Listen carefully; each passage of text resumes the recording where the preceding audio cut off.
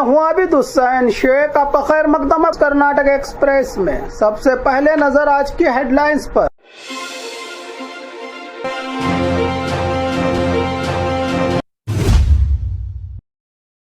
कर्नाटका में 30 जून से शुरू होगी वोटर लिस्ट की बड़ी चेकिंग। रायचूरू में नकली नोट गैंग का बड़ा खुलासा। ईंट की भट्टी से 37 मजदूर आजाद। नीट 2026 री एग्जाम के डेट का हुआ अनाउंस। घर की छत गिरने से एक ही परिवार के 4 लोगों की मौत। इलेक्ट्रिक बाइक खरीदने से पहले हो जाए सौदा, लो कॉस्ट के नाम पर ग्राहकों को लग रहा चूना।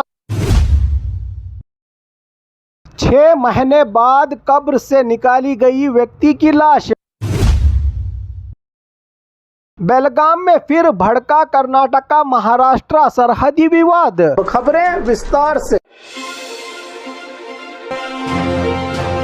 कर्नाटका में 30 जून से शुरू होगी वोटर लिस्ट की बड़ी चेकिंग। इलेक्शन कमीशन का एसआईआर अभियान लॉन्च।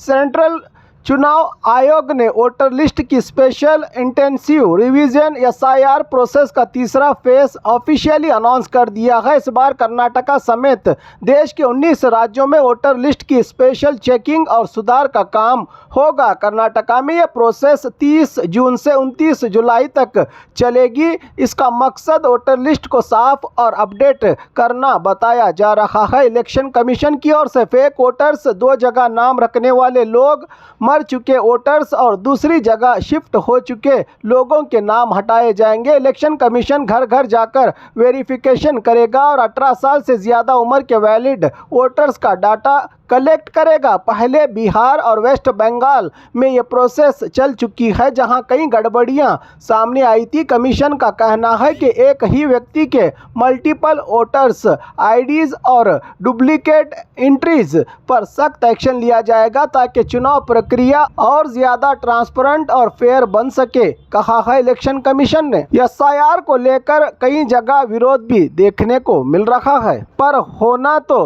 कंपलसरी बताया जा रहा है एसआईआर कर्नाटका में भी।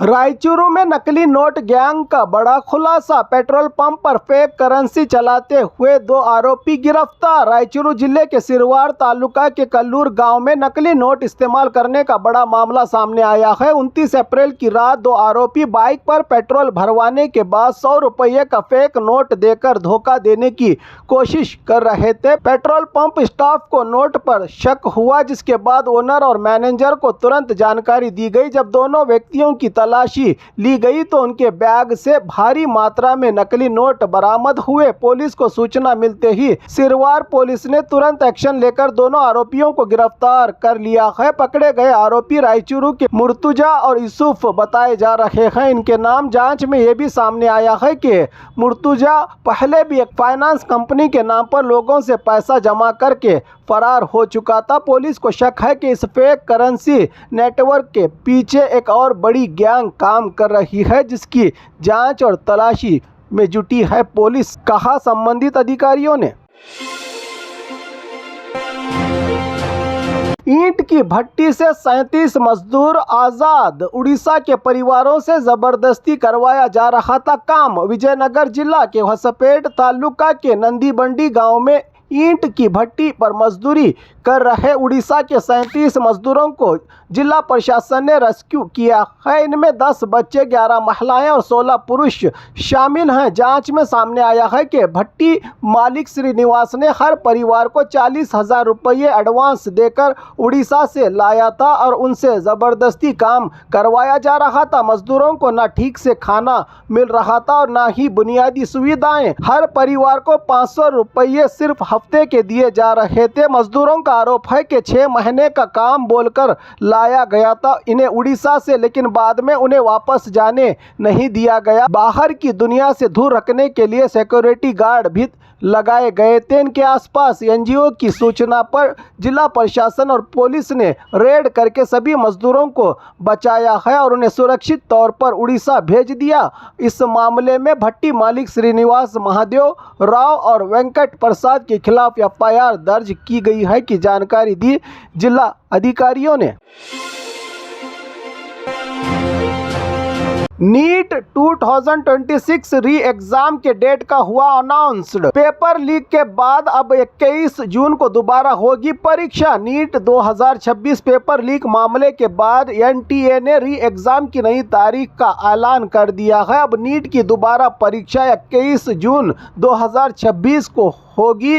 पहले 3 मई को हुई एग्जाम को पेपर लीक के आरोपों के बाद रद्द कर दिया गया था। सीबीआई की जांच में कई बड़े खुलासे हुए हैं और कई आरोपियों की गिरफ्तारी भी हो चुकी है। इसी के बाद एनटीए ने फेयर एग्जाम करने के लिए री एग्जाम का फैसला लिया। एनटीए ने साफ किया है कि स्टूडेंट्स को दोबारा रजिस्ट्रेशन या फीस भरने की जरूरत नहीं होगी। कैंडिडेट्स सीधा हॉल टिकट डाउनलोड करके एग्जाम दे सकते हैं। लगभग 22 लाख से ज्यादा स्टूडेंट्स ने पहले एग्जाम दिया था। री एग्जाम की खबर से स्टूडेंट्स पर फिर से प्रेशर बढ़ गया है, लेकिन अब उन्हें तैयारी के लिए एक्स्ट्रा वक्त भी मिल गया है। एनटीए ने गाइडलाइंस और हेल्पलाइन डिटेल्स अपनी ऑफिशियल वेबसाइट और सोशल मीडिया पर शेयर की है।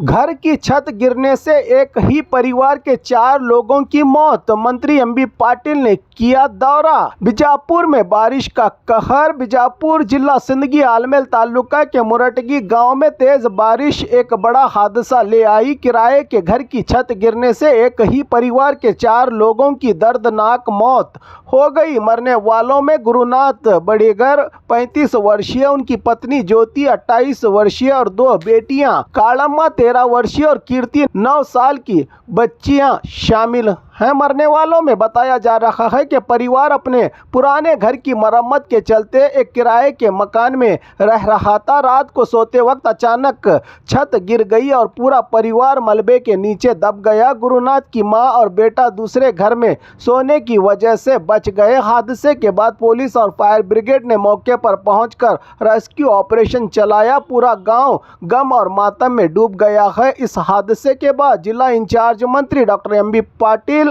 और सिंदगी एमएलए अशोक मनगोली के अलावा प्रशासनिक अधिकारी और जिला एसपी डीसी ने पहुंचकर घटना स्थल का दौरा कर परिवार को दिलासा और तसल्ली दी। हर मौत पर 5 लाख रुपयों के हिसाब से कुल 20 लाख रुपये परिवार वालों को मुआवजा का ऐलान किया। बच गए बच्चे वीरेश की तालीम का खर्चा भी सरकार उठाएगी, कहा जिला इंचार्ज मंत्री डॉक्टर एमबी पाटिल। इन्होंने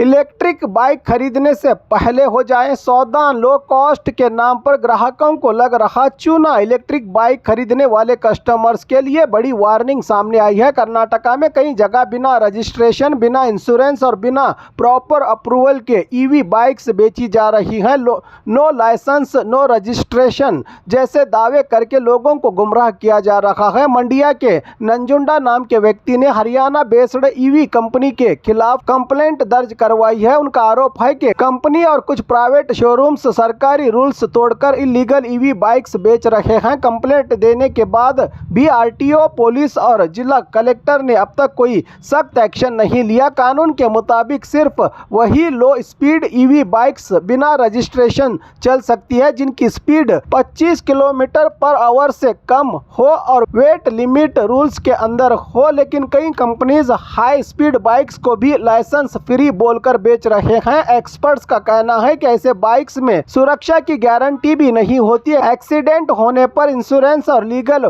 प्रोटेक्शन का भी रिस्क रहता है। इसलिए कस्टमर्स को डॉक्यूमेंट्स, रजिस्ट्रेशन और कंपनी अप्रूवल चेक करके ही ईवी इलेक्ट्रिक बाइक खरीदने की सलाह दी गई है। 6 6 महीने बाद कब्र से निकाली गई व्यक्ति की लाश। बेंगलुरु में हार्ट अटैक या बीवी की साजिश, पुलिस कर रही है जांच। बेंगलुरु के HAL इलाके में एक हैरान कर देने वाला मामला सामने आया है। 6 महीने पहले हार्ट अटैक से मौत बताकर दफनाए गए इम्तियाज पाशा की लाश अब दोबारा कब्र से निकालकर पोस्टमार्टम के लिए रवाना की गई है। मृतक के भाई ने पुलिस को शिकायत देकर आरोप लगाया कि इम्तियाज की बीवी का किसी और व्यक्ति के साथ रिश्ता था और शादी की तैयारी भी चल रही थी। इसी शक के बाद पुलिस ने केस को फिर से खोल दिया। तहसीलदार की मौजूदगी में कब्र खोलकर लाश बाहर निकाली गई और अब मौत की असली वजह जानने के लिए जांच तेजी से चल रही है। अगर रिपोर्ट में हत्या की पुष्टि होती है तो बीवी और उसके दोस्त पर सख्त कानूनी कार्रवाई हो सकती है। बेलगाम में फिर भड़का कर्नाटका महाराष्ट्र सरहदी विवाद। पालिका के बाहर कन्नड़ा वर्सेस MES का हंगामा। बेलगाम में एक बार फिर सरहदी विवाद को लेकर माहौल गर्म हो गया है। महानगर पालिका के सामने कन्नड़ा संगठनों और MES के बीच जबरदस्त हंगामा देखने को मिला।